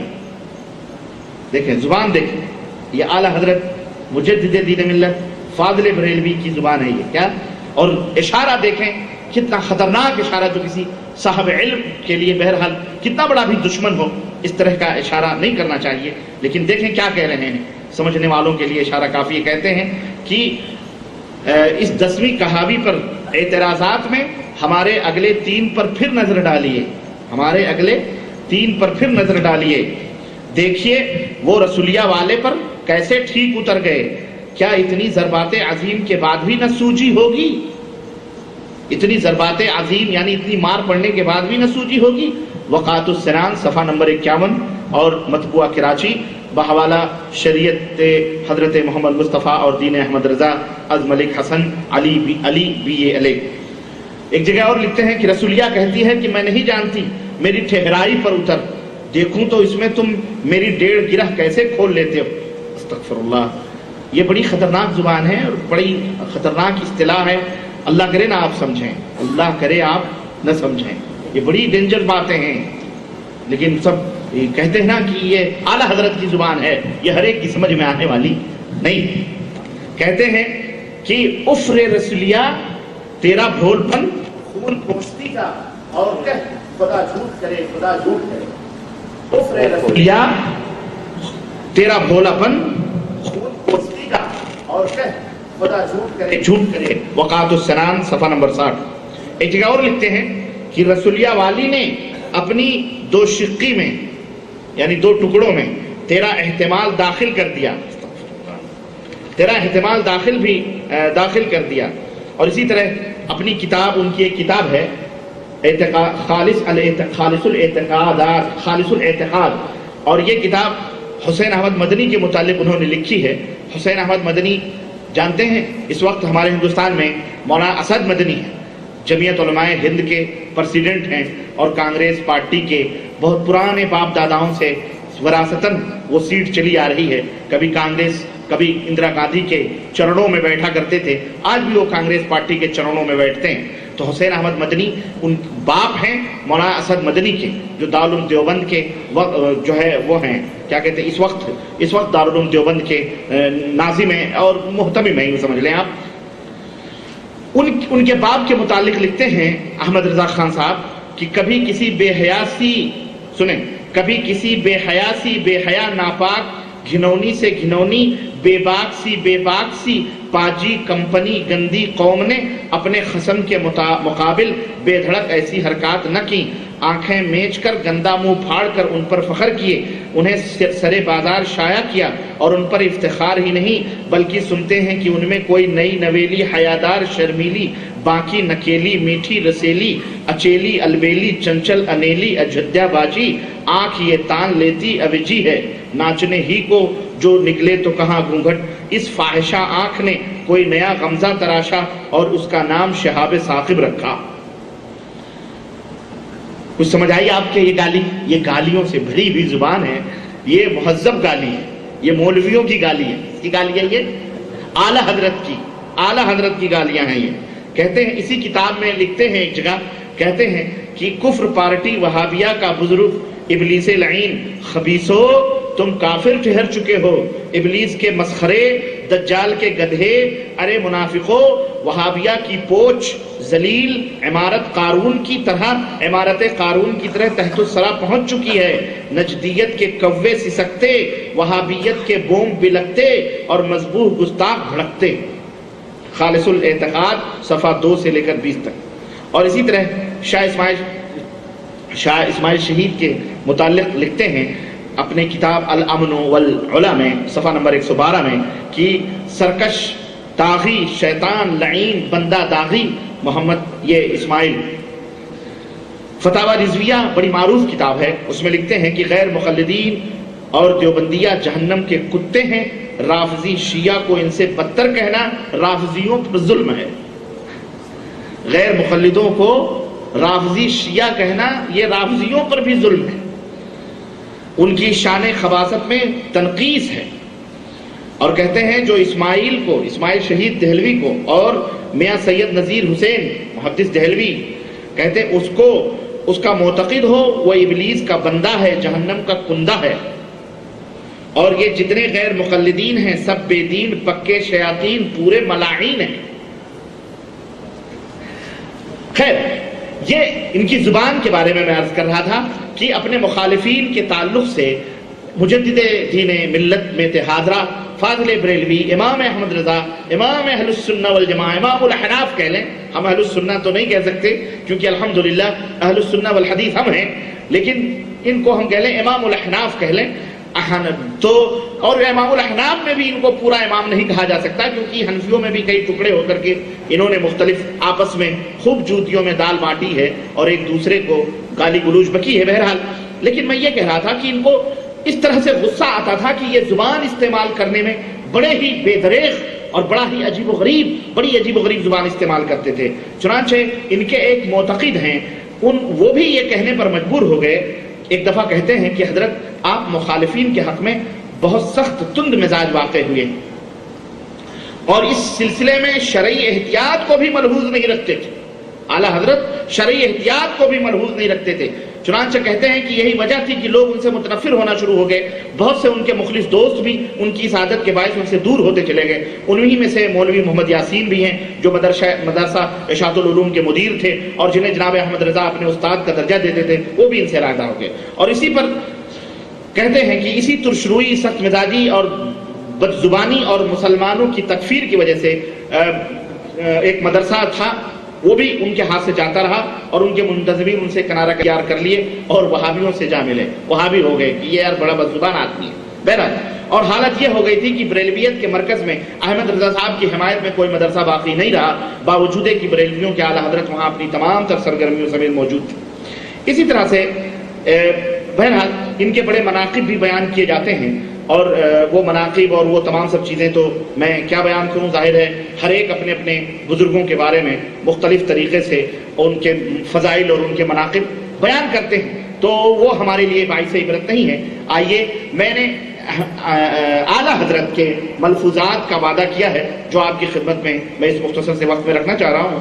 میں اعلیٰ حضرت کا میں نے پورا انٹروڈکشن آپ کی خدمت میں رکھ دیا کہ وہ کیسے تھے، کیا رنگ تھا، کیا نام تھا، کہاں پیدا ہوئے، کب پیدا ہوئے، کیا تھے. میرے عزیزوں، میرے بھائیوں، احمد رضا خان صاحب نے کوئی نیا کام نہیں کیا ہے بلکہ ہندوستان کے اندر بر صغیر، بلکہ ہندوستان نہیں بلکہ متحدہ ہندوستان یعنی بر صغیر، تقسیم پاکستان اور یہ تمام سب جو تقسیم ان سے قبل، ان سے پہلے کی میں بات کر رہا ہوں، سن 47 سے پہلے یہ کی میں بات کر رہا ہوں. یہ 19ویں صدی کے لوگ ہیں، 18ویں میں پیدا ہوئے ہیں. بہرحال یہ سن 1865-63 جو بھی 63 رہا ہو اس میں یہ پیدا ہوئے ہیں. اس دور میں یا اس سے پہلے ہندوستان مکمل طور پر صوفی صافیوں کا ایک سادھو سنتوں کا دیش معروف اور مشہور تھا اور جو مغلیہ سلطنتیں جو حکومتیں تھیں ان حکومتوں کا کام یہی تھا کہ ان کی سرپرستی کرنا اور خانقاہوں اور مزاروں سے استمداد اور یہ تمام سب کرنا تاکہ رام بھی خوش رحیم بھی خوش والا مسئلہ اپنی حکومت ان کو مطلوب تھی. چنانچہ آپ دیکھیں بر صغیر کے اندر اور بنگلہ دیش، ہندوستان، پاکستان، یہ تمام سب علاقوں میں آپ دیکھیں کہ کثرت کے ساتھ مزارات اور قبریں اور یہ تمام سب چیزیں یہی انہی مغلیہ سلطنتوں حکومتوں کا یہ تھا. ان کی بیگمات، ان کی عورتیں، ان کی بیٹیاں سب مزاروں سے چمٹے ہوئے اور یہ سلسلہ چلتا رہا اور روافض اور شیعہ اپنا اپنا کام کرتے تھے. تو انہوں نے کوئی نیا کام تو نہیں کیا بلکہ یہ کیا کہ انہی بدعات اور انہی شرکیات کو انہوں نے کیا سمیٹا اور سمیٹ کر کے ایک نام دیا، ان کو ایک مذہب بنایا اور ایک دین بنایا اور اسے قرآن و سنت سے مدلل کرنے کی کوشش کی. اور بیجا کوشش کی، جبکہ قرآن و سنت ابا کرتے ہیں، انکار کرتے ہیں۔ قرآن و سنت میں شرک کی یا بدعات کی، خرافات کی کوئی دعوت موجود ہرگز ہرگز نہیں ہے۔ ہمارے نبی حضرت محمد رسول اللہ صلی اللہ علیہ وسلم تو اس لیے آئے تھے تاکہ وہ شرک اور خرافات کو مٹائیں، جاہلی رسم و رواج کو ختم کریں، انسانیت کو انسان بنائیں، انسانیت کو انسانی راہ بتلائیں، امن و سکون کا بول بالا کریں، اور دنیا کے اندر وہ بھٹکتے ہوئے لوگ جو کنکر و پتھر اور کے پجاری تھے، جو مخلوقات کو اپنا بادشاہ اور اپنا آقا سمجھتے تھے، جو بندے اللہ کے بندے ہونے کے بجائے انسانوں، مورتیوں، ان کے بندے بن چکے تھے۔ اللہ کے نبی آئے ہی تھے کہ لوگوں کی غلامی سے نکال کر ایک اللہ کی غلامی میں ان کو پرو دیں، ایک اللہ کی غلامی کی لڑی میں ان کو ڈال دیں۔ چنانچہ اللہ کے نبی صلی اللہ علیہ وسلم کی تعلیم، یا اللہ کے رسول صلی اللہ علیہ وسلم کا یہ پیغام، یا اللہ کے رسول صلی اللہ علیہ وسلم کا لایا ہوا یہ دین جو کتاب و سنت کے اوپر مبنی ہے، اس کے اندر ہرگز شرک اور بدعات کی کوئی تعلیم نہیں مل سکتی۔ لیکن اس کے برعکس ہم دیکھتے ہیں کہ ہمارے ملک کے اندر اہل سنت والجماعت کا جو لیبل لگا کر یہ پارٹی، بریلوی پارٹی یا رضویہ پارٹی یا سمجھ لے رضائی پارٹی، جو کچھ بھی ہیں اپنے آپ کو یہ کہہ لے احمد رضا خان صاحب کے ماننے والے، جس میں انہوں نے باقاعدہ یہ بات کہی ہے کہ یہ دین ہے، ہمارا ہے، اور اس کے اوپر لازم رہنا پکڑنا اور اس سے الگ نہ ہونا، اور اپنے ماننے والوں کو باقاعدہ انہوں نے تنبیہ بھی کی ہے کہ اس دین سے ہٹ کر کوئی نیا دین، کوئی دوسرا دین نہ استعمال کرنا۔ چنانچہ اسی طرح ایک کتاب کے اندر امام احمد رضا فاضل بریلوی ایک جگہ لکھتے ہیں اور عجیب و غریب انداز سے اپنے ماننے والوں کو، میرے عزیزوں، یہ تعلیم دیتے ہیں کہ اپنے ماننے والوں کو یہ تعلیم دیتے ہیں کہ سنو، کہتے ہیں کہ میں پورے 14 برس کی عمر سے تمہیں یہی بتاتا رہا ہوں اور اس وقت بھی یہی عرض کرتا ہوں، وصیت لکھ رہے ہیں، وصیت کر رہے ہیں کہ میں مکمل تمہیں پورے 14 برس کی عمر سے یہی بتاتا رہا اور اس وقت پھر یہی عرض کرتا ہوں کہ اللہ تعالیٰ ضرور اپنے دین کی حمایت کے لیے کسی بندے کو کھڑا کر دے گا، مگر نہیں معلوم کہ میرے بعد جو بندہ آئے گا وہ کیسا ہو۔ مجھے نہیں معلوم کہ میرے بعد جو بندہ آئے وہ کیسا ہو اور تمہیں کیا بتلائے، اس لیے ان باتوں کو خوب سن لو، میری باتوں کو خوب سن لو۔ حجت اللہ قائم ہو چکی ہے، اب میں قبر سے اٹھ کر تمہارے پاس بتانے نہ آؤں گا۔ جس نے اسے سنا اور مانا، قیامت کے دن اس کے لیے نور اور نجات ہے، اور جس نے نہ مانا اس کے لیے ظلمت و ہلاکت ہے، اس کے لیے ظلمت و ہلاکت۔ اب ذرا آپ دیکھیں کہ ساری کائنات کی رشد و ہدایت مولانا احمد رضا خان کے دین و مذہب پر موقوف ہوئی، ایسا لگتا ہے کہ نہیں لگتا؟ ساری کائنات کی رشد و ہدایت یعنی پوری کائنات میں صحیح دین اور صحیح مذہب پر وہی لوگ ہیں جو احمد رضا خان صاحب کے بتلائے ہوئے اصول اور ضابطوں کے اوپر چل رہے ہیں، اور ان کا جو عقیدہ اسی دین کے اوپر ہے۔ پھر اب آپ دیکھیں، پھر ذرا سوچیں، کیا کہہ رہے ہیں کہ اللہ تعالیٰ کسی اپنے بندے کو اس دین کی حمایت کے لیے کھڑا کر دے گا، مگر نہیں معلوم کہ میرے بعد جو آئے کیسا ہو اور کیا بتلائے تم کو۔ ذرا حیرت کی بات ہے عزیزو،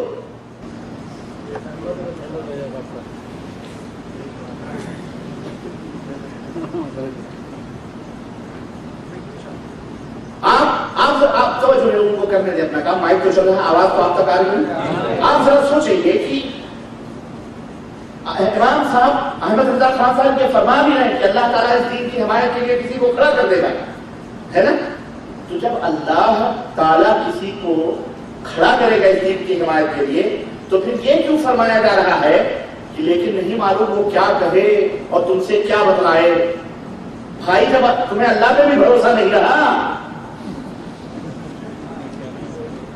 ہے نہیں، لیکن کہتے ہیں نا چور کی ڈالی میں ان کو معلوم تھا کہ یہ دین وہ دین ہے کہ جب اللہ کسی بندے کو کھڑا کرے گا تو اس دین کی وہ دعوت نہیں دے گا جو میں دے کے جا رہا۔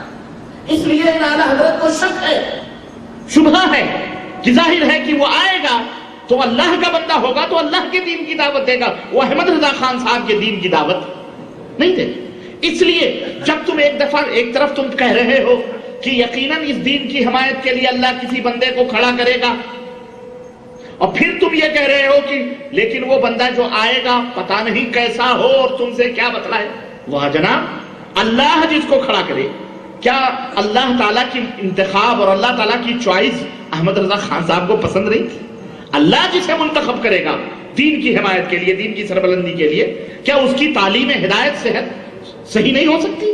بولو، اس سے بڑھ کر کے تعلیم صحیح اور کس کی ہوگی؟ لیکن اپنی دی ہوئی ہدایت کے بارے میں ان کو مکمل طور پر کیا وصیت کر رہے ہیں؟ استغفر اللہ استغفر اللہ.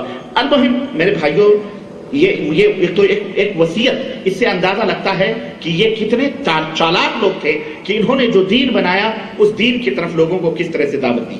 اب آپ سوچتے ہوں گے کہ احمد رضا خان صاحب نے کون سا دین بنایا؟ میرے بھائیوں، میرے عزیزوں، دیکھیں یہ ہمیشہ اس تاریخ کو آپ اپنے ذہن و دماغ میں بٹھائیں اور رکھیں کہ دور صحابہ ہی سے یہودی خبیثوں نے مسلمانوں کو منتشر کرنے کا عہد کیا تھا. دور صحابہ سے نبی کا زمانہ گزرا، نبی کے زمانے میں ان کو کوئی چانس نہیں ملا. حضرت ابو بکر کا زمانہ گزرا، کوئی چانس نہیں ملا. حضرت عمر فاروق اعظم کا زمانہ میں گزرا، کوئی چانس نہیں ملا.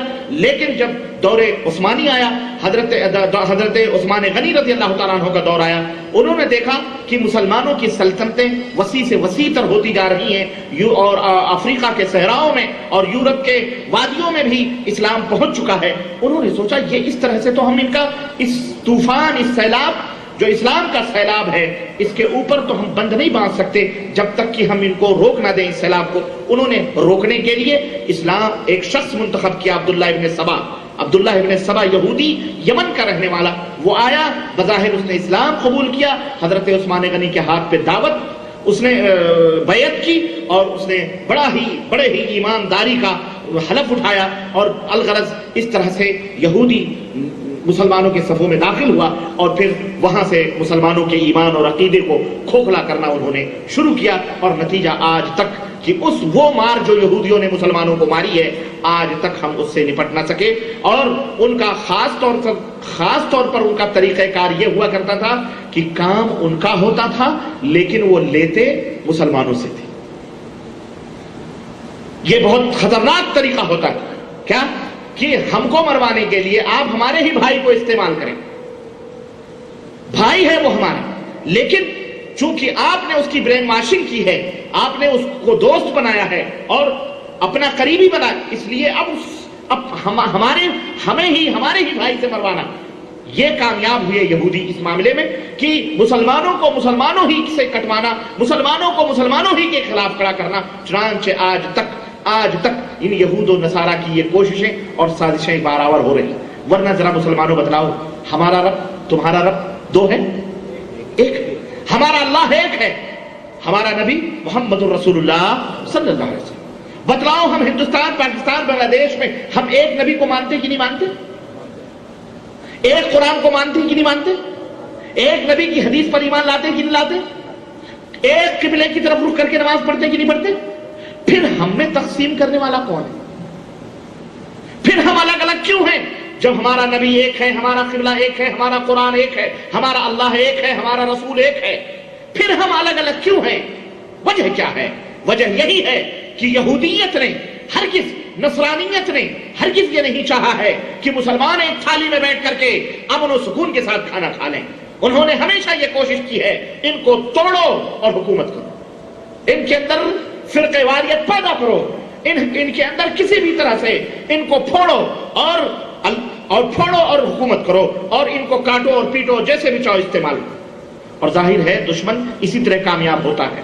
دشمن اسی طرح کامیاب ہوتا ہے میرے بھائیوں کہ تمہارے ہمارے درمیان میں اختلاف پیدا کر کے اور اختلاف پیدا کر کے اور اپنا الو سیدھا کرے، اور آج تک کر رہے ہیں. ورنہ بتاؤ ہم سب ایک ہیں کہ نہیں ایک؟ بولو. ایک اللہ کے ماننے والے، ایک رسول کے ماننے. پھر ہماری مسجدیں الگ، ہماری مسجدوں کے دروازے فرقوں بندیوں میں الگ. یہ سب البتہ کہنے کا مطلب یہ ہے کہ ان حقیقتوں کو جانتے ہوئے، سمجھتے ہوئے، اور ہم سب جب یہ مانتے ہیں کہ ہمارا قبلہ ایک ہے، ہمارا نبی ایک ہے، ہمارا قرآن ایک ہے، ہمارے رسول کا فرمان کے اوپر ایمان لانا ہر مسلمان کا فرض ہے.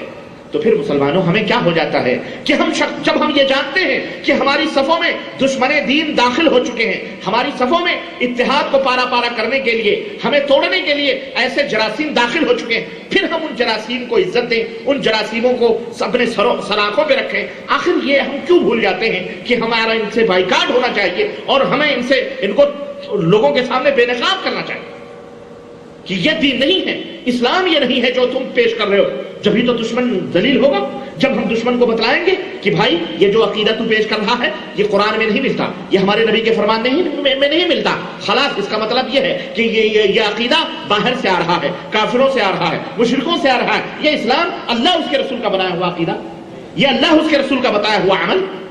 ہاں لیکن اس نے تمہیں تھپکیاں دے کر کے سلایا ہے، مختلف فرقوں میں، مختلف تحریکوں میں تمہیں بانٹ کر، تاکہ تم بے فکر رہو اور اپنی ملاؤں کی اور تمہاری غلطی نہیں ہے، میں کہتا ہوں یہ تمہاری تھوڑی سی غلطی یہ ہے کہ تم ذرا اپنا برین نہیں استعمال کرتے، عقل نہیں استعمال کرتے، اللہ اور اس کے رسول کے قریب نہیں آتے، ورنہ واللہ بتلا رہا ہوں کہ یہ دشمنوں کی جڑیں کٹ جائیں۔ اے امت محمدیہ کے لوگوں، اگر تمہارے اندر یہ شعور پیدا ہو جائے حق اور باطل کی فرق کا اور تمیز کا، اللہ کی قسم یہ دشمن خود ذلیل ہو جائیں گے، یہ خود رسوا ہو جائیں گے، تمہیں گمراہ نہیں کر سکتے۔ پھر ساری مسجدیں ایک ہوں گی اور سارے علماء ایک ہوں گے، اور علماء ایک نہ ہو تو بھی نہ صحیح، تم ایک ہو جاؤ گے تو علماء خود بخود سدھریں گے۔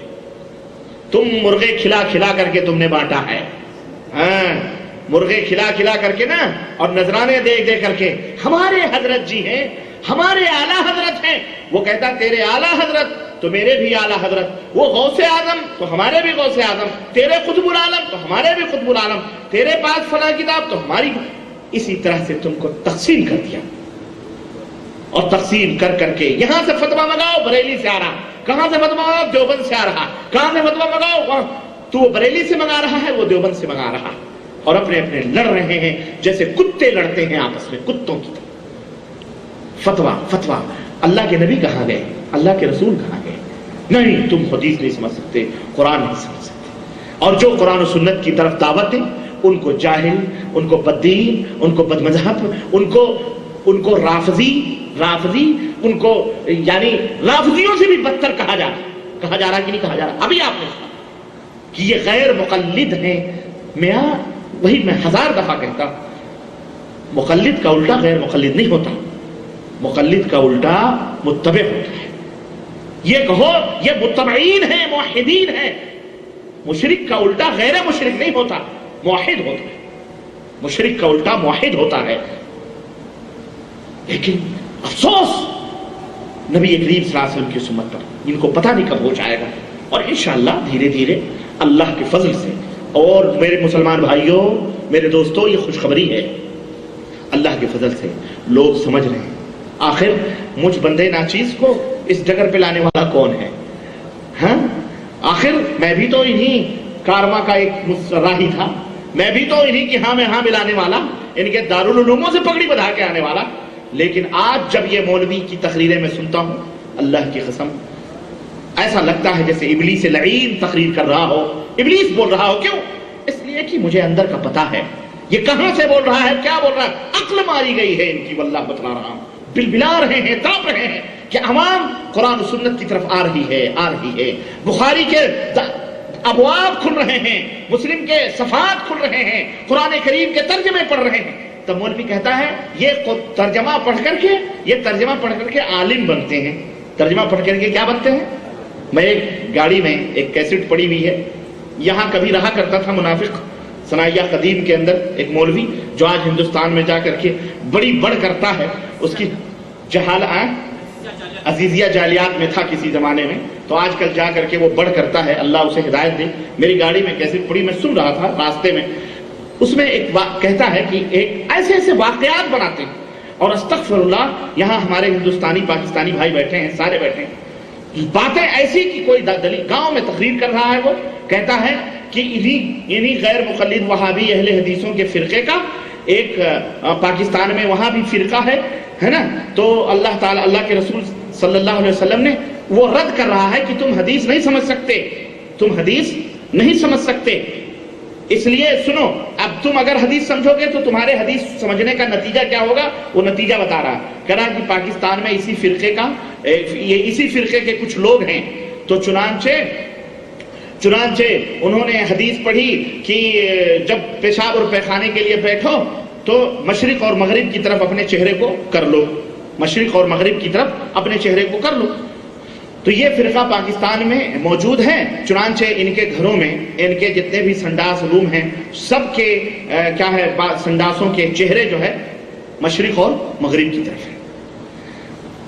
کہنا وہ کیا چاہ رہا ہے، کہنا کیا چاہ رہا ہے کہ یہ حدیث پاک نبی صلی اللہ علیہ وسلم نے مدینے میں بتلائی، اور مدینے میں کہ اپنے پیشاب اور پیخانے کے وقت اپنے رخ کو مشرق اور مغرب کر لو، پورب اور پچھم کر لو، مطلب یہ ہے کہ قبلہ مدینے میں دکھن طرف ہے۔ قبلہ مدینے میں کس طرف ہے، بولو، دکھن طرف یعنی جنوب کی طرف ہے۔ مدینے کا قبلہ کس طرف ہے، معلوم ہے کہ نہیں معلوم، جنوب کی طرف ہے۔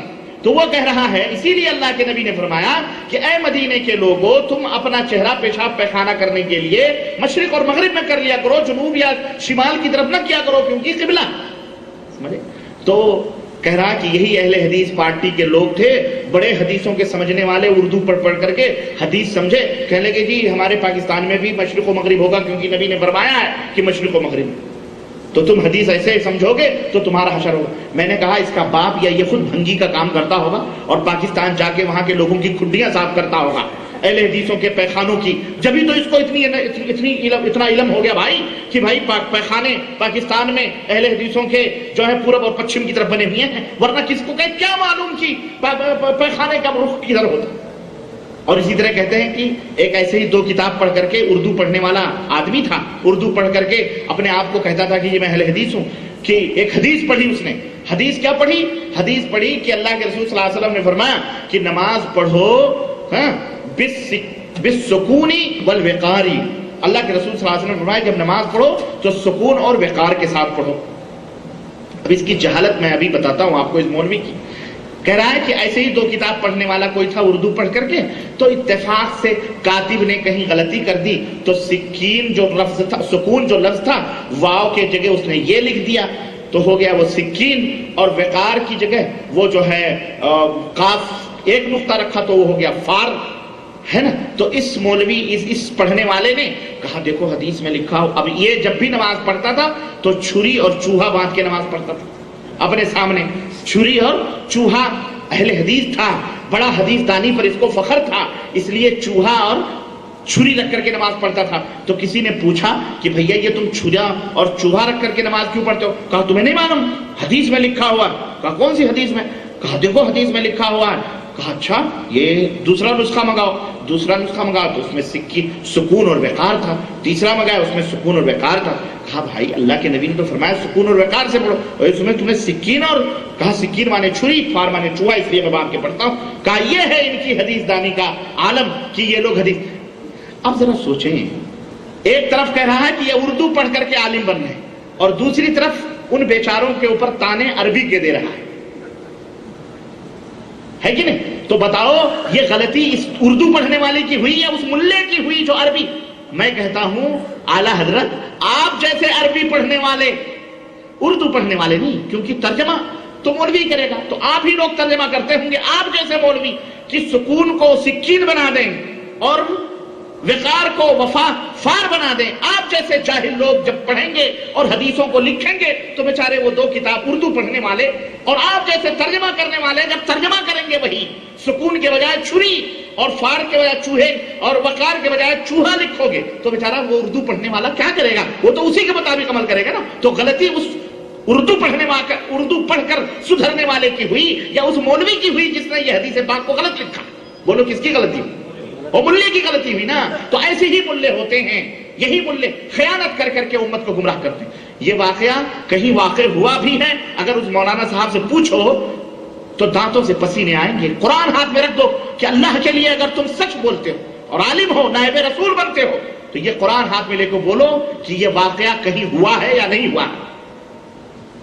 اس طرح سے گڑھ گڑھ کر کے اہل حدیثوں کو بدنام کرنا، کتاب و سنت کے ماننے والوں کو ذلیل کرنا، اور ہمارے وہ شاگرد جو بیچارے درسوں میں پڑھ پڑھ کر الحمدللہ کم पढ़े लिखे लोग, थोड़ा पढ़े लिखे लोग अल्लाह के फजल करम से कुरान और सुन्नत समझते हैं, शिर्क और बिदात से तौबा करते हैं और अल्लाह उसके रसूल के राहों पे आते हैं। ये मौलवी अपने अपने मुल्कों में जा करके उनको इस तरह जलील करते हैं। लेकिन मुसलमानों, तुम जलील ना हो, वो खुद जलील होंगे।